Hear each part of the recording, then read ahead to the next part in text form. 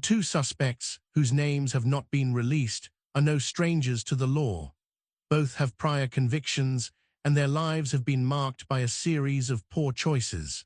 One of them, a 25-year-old male, has a history of violent crime, including a previous armed robbery conviction.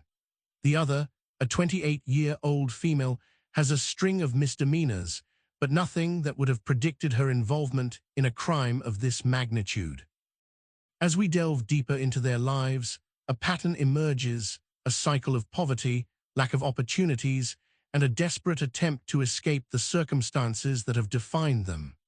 The victims, on the other hand, are a local business owner and his employee who were simply trying to make a living.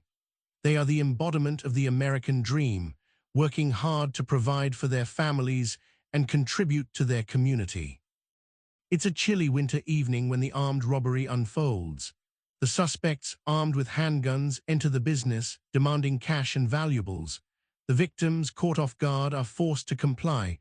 The robbery is swift, but the aftermath is chaotic. As the suspects make their escape, they fire shots, striking one of the victims. The sound of gunfire sends panic through the streets, with bystanders running for cover. The 911 call is made, and the police response is immediate. Units are dispatched to the scene, and the suspects are pursued. The chase is intense, with speeds reaching over 60 miles per hour. The suspects eventually abandon their vehicle, fleeing on foot. As they run, they discard evidence, including a handgun, which is later recovered by police. The police response is swift and decisive. Units arrive at the scene, and the area is cordoned off. The victims are attended to, and one is rushed to the hospital with non-life-threatening injuries. The suspects, meanwhile, are pursued by multiple units, including a helicopter. The chase is intense, with the suspects darting between buildings and alleys. Eventually, they are apprehended, and the scene is secured.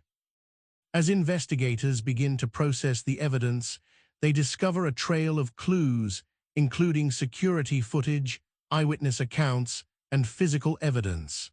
The handgun, recovered from the scene, is matched to the suspects, and their alibis begin to unravel. The evidence collected from the scene is damning. Security footage shows the suspects entering the business, armed and masked. Eyewitness accounts place them at the scene, and the handgun recovered is matched to the suspects. Forensic analysis reveals fingerprints and DNA evidence, linking the suspects to the crime. The victims, shaken but alive, provide detailed accounts of the robbery and the subsequent shooting. As investigators piece together the evidence, a clear picture emerges of the events leading up to the shooting.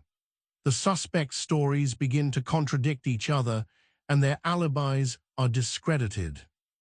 The suspects are charged with armed robbery and attempted murder. The trial is highly publicized, with the community demanding justice. The prosecution presents a strong case, relying on the evidence collected and the eyewitness accounts. The defense, meanwhile, argues that the suspects were driven by desperation and poverty. The jury delivers a guilty verdict, and the suspects are sentenced to lengthy prison terms. The community breathes a collective sigh of relief, knowing that justice has been served. The aftermath of the shooting sends shockwaves through the community. Residents are left feeling vulnerable and scared, wondering if they are safe in their own neighborhoods. The business, where the robbery occurred, is forced to close temporarily, leaving employees without income. The community comes together, however, to support the victims and demand action from local authorities. A rally is held, calling for increased policing and community programs to address the root causes of crime. The incident sparks a broader conversation about poverty, crime, and justice in Chicago, highlighting the need for comprehensive solutions to address the complex issues facing the city. As we reflect on this case, we are reminded that the consequences of crime are far-reaching. The suspects, driven by desperation, have destroyed lives and shattered a community. The victims, innocent and hardworking, have been left to pick up the pieces. The The case serves as a stark reminder of the need for comprehensive solutions to address poverty and crime. It highlights the importance of community programs, job training, and education in preventing crime and promoting justice. As we move forward, it is essential that we learn from this case, working towards a safer, more just society for all.